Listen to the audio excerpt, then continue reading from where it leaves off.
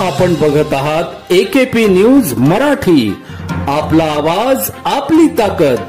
Subscribe करा, share करा, like करा। AKP news Marathi.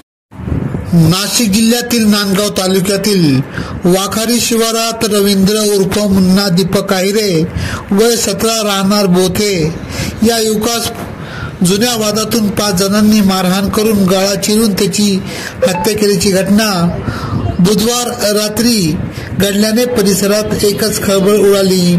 पोलिसांनी या घटनेची माहिती मिळताच 4 संशयितांना अटक केली आहे। मुलीचे नाव घेतल्याच्या वादातून हा खून झाल्याची प्राथमिक माहिती मिळत आहे। नांदगाव तालुक्यातील वाखारी शिवारातील जंगलात युवकाचा मृतदेह आढळून आला।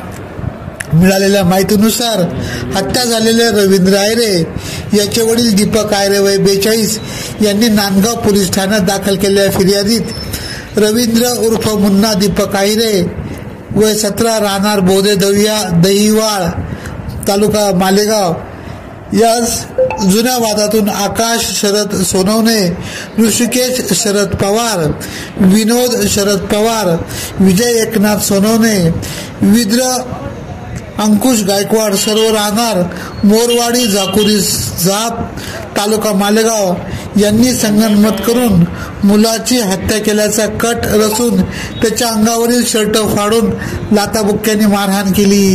यानंतर रवींद्र आहिरे यास जीवे मार न करता त्याचा गळा आवळून धारदार शस्त्राने कापून मुलाची हत्या करून त्यास तेथे सोडून पळून गेल्याचे नमूद केले आहे।